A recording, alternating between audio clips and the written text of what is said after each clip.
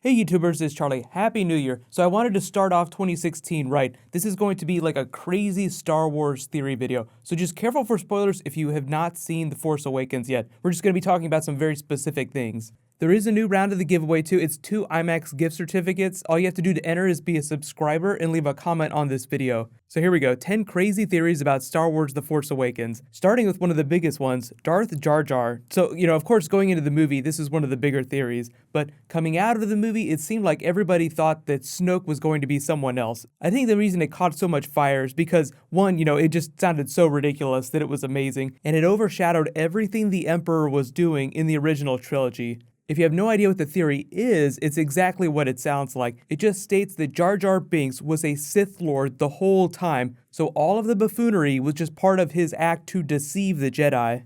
Anakin Skywalker turns to the dark side, the Empire takes over. Everything in that theory states that Darth Jar Jar was behind it all. So, of course, it's pretty fantastical and therefore probably not true. But like I said, the most damning evidence against it is the next big theory that Supreme Leader Snoke, who predates the Emperor, is secretly Darth Plagueis, the person that Palpatine referenced to Anakin Skywalker as being the Sith Lord that found a way to cheat death.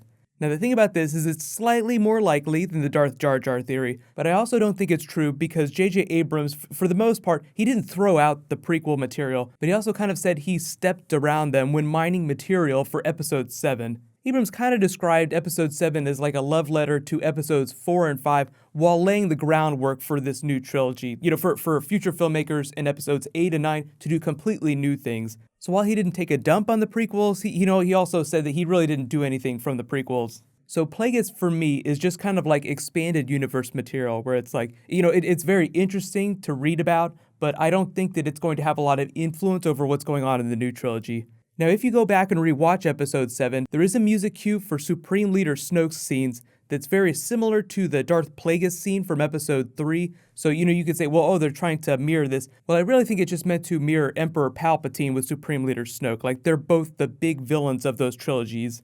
So Snoke is like the Palpatine of the new trilogy, but that doesn't necessarily imply any kind of relationship. Which leads me to my next big theory. The Sith are completely gone in the new trilogy, and they have been supplanted by the Knights of Ren as the evil organization that uses the Force. Now this is where we're getting into the books based on the new trilogy. Now there is a novelization of the movie that includes a whole lot of details that just didn't make it into the movie, things that they cut out, scenes that they didn't end up shooting, but they're all canon. There is a cross-sections book that does breakdowns of a lot of the characters. Kylo Ren has a really bad relationship with his father who doesn't live up to all the standards that he heard about during the rebellion against the Empire, so naturally, like all emo teens, he seeks a new father figure, which is where Snoke comes in, helps to turn him to the dark side. Eventually, Kylo Ren ascends to the Knights of Ren and kills the rest of the Jedi at Luke Skywalker's new academy.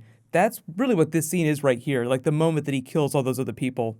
Based on what the books say, the reason that Snoke is so interested in Kylo Ren is because he's a fallen Jedi from the light side and feels like he could be a more powerful Force user because he can harness both the dark and the light. Now there is some expanded universe material that gets into this with Jason Solo's character, but remember, expanded universe has absolutely nothing to do with this new trilogy. But the idea is still there, so it seems like J.J. Abrams is trying to push into new territory in his interpretation of the Force, without really getting into the minutia in a bad way, like midichlorians are trying to over-explain things.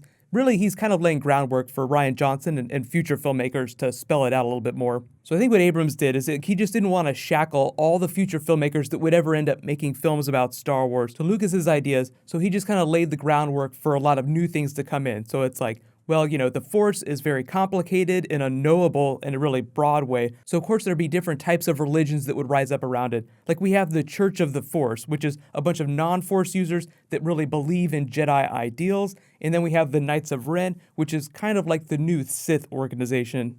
Next big theory, this is a fun one, especially if you're a big Tumblr user. Poe Dameron is a gay character. Not the first gay character to ever come into the Star Wars universe, but one of the first ones that we've seen on screen. The reason that people think this is because of that scene where he and Finn are reunited and he bites his lip and looks at him. There are whole new orders of religion rising up around this in the Tumblr universe. And all I'll say is that probably what ended up happening when they were filming this scene is Oscar Isaac just, did this. He was just having some fun with the character, and they didn't really spell out whether or not he's gay before the movie started. So really all you can say is that he's not gay. So if you're one of those people that really does want him to be a gay character, then you can always point to this scene and be like, well, even if it wasn't on the page, there is truth in the moment. So Oscar Isaac was subconsciously making him a gay character. But if you don't want him to be gay, you could also point to Oscar Isaac just messing around on the day, just having some fun with the character, and not really intending for Poe to be gay in the literal sense. Next big theory, Luke Skywalker activated R2 at the end of the movie. That's why he didn't wake up till the end to show them the rest of the map. Now, I love the idea that while Luke Skywalker has been missing in the galaxy, he's been communing with the Force, getting more powerful, just like Obi-Wan was when he was waiting for Luke to grow up. But J.J. Abrams has already explained that R2 was woken up by BB-8 when he rolled up with his piece of the map, and that's why R2 didn't wake up till the end of the movie. Next big theory, the new Star Wars prequels are going to reignite the Mandalorian canon. Now, if you remember Boba Fett from the original trilogy, he wore Mandalorian armor, but then in the prequels, George Lucas created the Jango Fett character, and that spawned the clone army and took everything in this sideways direction. Now, the Mandalorians are this ancient warrior race that did end up dying out. They kind of deal with it during the Great Sith War comic book, the Dark Horse comic book, so you should definitely check that out. It's much grander, much more awesome story than anything that the prequels dealt with. Maybe the new movies are going to course correct that a little bit. Now, there's always going to be the clones. They're not going to retcon that from the prequels. There's even the joke where it's like, maybe we should start using a clone army, General Hux. My conditioning is perfect. They have that argument just winking at the Clone Wars. When Han Solo is walking them up to Maz Kanata's pirate castle, there is a Mandalorian banner waving at the top. So Mandalorians do exist in this universe. They might still be alive, they might all be extinct, who knows. But that is something for Rian Johnson to explore, or the expanded universe. A lot of things will probably be dealt with in the novels that don't make it into the movie. Next big theory, this is going back to Star Wars Rogue One, which is coming out next Christmas. Alan Tudyk's character is secretly a young version of Lor San Tekka, the person at the beginning of Episode 7 played by Max von Sydow, who is very old. The age is about right. He would have been alive during the original trilogy, and Rogue One is all about the mission to steal the plans for the first Death Star. So even though that movie is a spin-off, it's mostly going to deal with things happening in that time. They're going to have to link it to present day with some characters, meaning that there are going to have to be old characters like Leia's age, people that were alive that are also in that movie. So it stands to reason that one of these characters in the spin-off will appear in the anthology films as a much older version of themselves in present day. Next big theory, how did Maz Kanata get her hands on Anakin Skywalker's lightsaber, and why had she been holding onto it for so long without trying to tell Luke Skywalker, give it back to him, or give it to Leia for that matter? Well, I'm guessing it didn't pass into her possession till sometime after Luke Skywalker disappeared, so giving it back to him directly wasn't an option. And we do know that she is Force sensitive, like she can sense the Force in Rey. That was kind of what that line was about, where she's like, I'm no Jedi, but I understand the Force. So this is where, even though we've thrown out the expanded universe, there are some similar elements to things that happen in the expanded universe.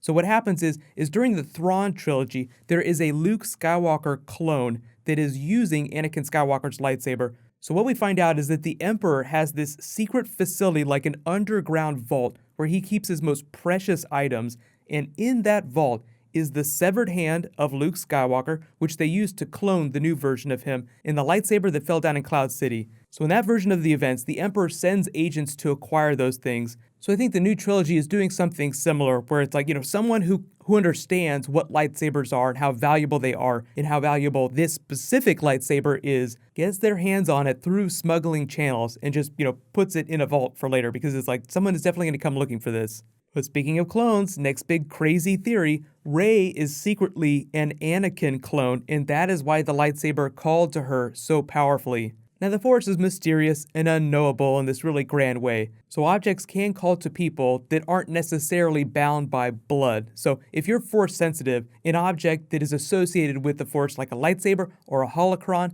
can still call out to you. There are areas like the cave on Dagobah, which are strong in the dark side of the Force, that can also affect you no matter what your bloodline is. But I swear, my favorite crazy theory right now, I totally don't believe it, it's totally crazy, but it's totally amazing, that Rey is secretly an Anakin clone.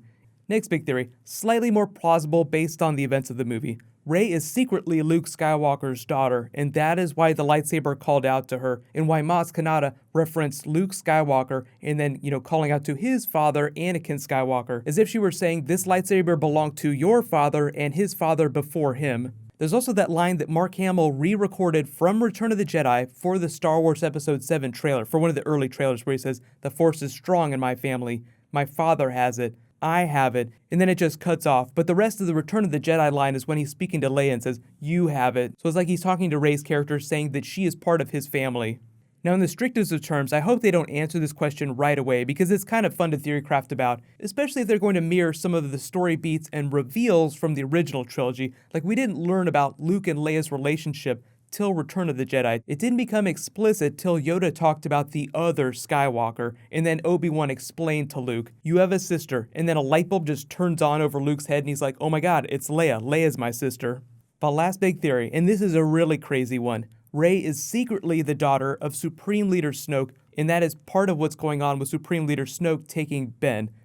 Evil person raises good character's child to become a dark side Force user. Light side character raises dark side Force user's child to become a good Jedi. Now, as awesome and crazy as that is, part of the reason why I think that Snoke isn't directly going after Luke, or, doesn't want Kylo Ren confronting him directly, is because he doesn't want Luke to turn Kylo Ren back to the light side. Kylo Ren still feeling the pull of the light. Snoke doesn't want him to pull a Darth Vader on Kylo Ren. There's still good in you, I can sense it. Snoke probably wants to sidestep that entirely.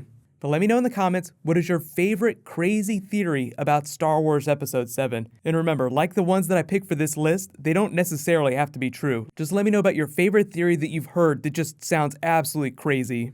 What's going to happen next is I'm going to post my Sherlock special video later tonight. It's on PBS if you live in the United States. Benedict Cumberbatch, Martin Freeman are amazing. They're also both part of the Marvel Universe now. Benedict Cumberbatch is Doctor Strange. Martin Freeman is going to be in Captain America Civil War. So be sure to check it out. My video will post later tonight. While you guys wait for everything to post, you can click here for my Daredevil Season 2 Punisher Elektra video that I posted last night, and you can click here to learn all about the Suicide Squad special that's happening on the 19th. Thank you so much for watching. Everybody, let's high five. I'll see you guys tonight.